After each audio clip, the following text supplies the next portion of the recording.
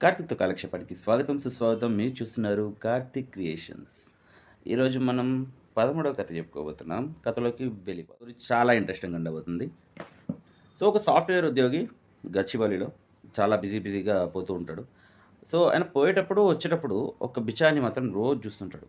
ఆయన ఒకటే పొజిషన్‌లో, ఒకటే ప్లేస్‌లో ఉండి అడుక్కుంటూ ఉంటాడు. అరే! పాపం ఎంతమందిని అడుగుతాడు కదా డైలీ. నా సాలరీ వచ్చిన తర్వాత ఈయనకి కొంచెం డబ్బులిద్దాం అనేసి ఒక ఆలోచన వచ్చింది.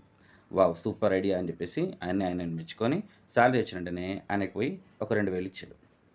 Thank you sir. నన్నసలు ఎవరు పట్టించుకోరు. ఇస్తే రూ. 10, రూ. 20 ఇస్తారు. మీరు దేవుడు సార్ అన్నాడు. ఆయన ఫుల్ ఖుషి అయిపోయాడు. ఆ సాటిస్ఫాక్షన్ వేరోళ్ళకి ఇట్లా హెల్ప్ చేస్తే.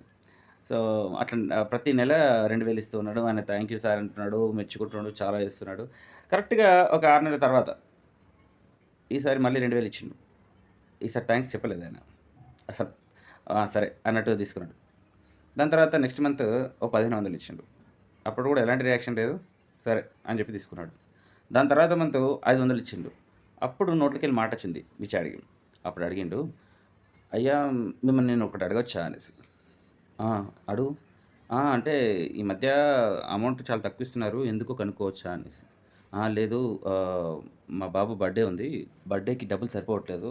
అందుకే నీకిచ్చే దాంట్లో కొంచెం తగ్గించి ఇచ్చినా" అనేసి. ఆ! ఏంటి?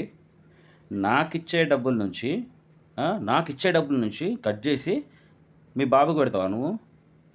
నాకదంతా తెలవది. నా డబ్బులు నాకిచ్చిపో అన్నాడు.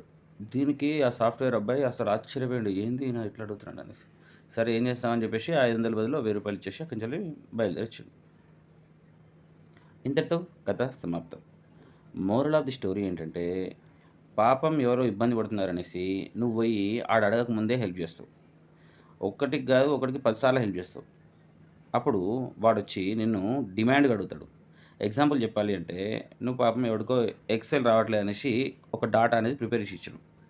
ప్రతిసారి నీ దగ్గరకొచ్చే చేపించుకుంటున్నాడు. నీతోనే చేపించుకుంటున్నాడు. సో, ఒకరోజు నువ్వు చేయకపోతే ఆడు డిమాండింగ్ ఏం అడుగుతాడో తెలుసా? "ఎందుకు చేసియవు? చేసి నాకు రేపటిదాకా గావాలి" అని డిమాండ్ చేస్తారు. ఇట్లాంటి బిచాలు చాలామంది ఉంటారు మన ఆఫీస్‌లల్లో గూడా. నీ విలువ కోల్పోతావు. అడగకుండానే ఊపుకుంటా పోయి హెల్ప్ చేస్తూ ఉంటే. కాబట్టి నీ విలువ కోల్పోకు. నీ స్టాండ్ నువ్వు తీసుకో. ఏదో ఒక్కసారి ఎనఫ్ చాలు. ప్రతిసారి పోయి చేయాల్సిన అవసరం లేదు. ఓకే. ఈ కథ నీ లైఫ్‌లో ఉంది ఆల్రెడీ. జరుగుతుంది కూడా. ఈ కథ నీకు నచ్చినట్టయితే అలా ఎళ్ళేటప్పుడు సబ్స్క్రైబ్ చేసుకొని కామెంట్స్‌లో చెప్పు స్టోరీ ఎలా ఉందో. అండ్ మీ ఫ్రెండ్స్ అండ్ ఫ్యామిలీకి ఈ కథని షేర్ చేయండి. సో, ఇంకో చక్కని కథతోని రేపు కలుద్దామా? అంతవరకు సెలవు. నమస్తే.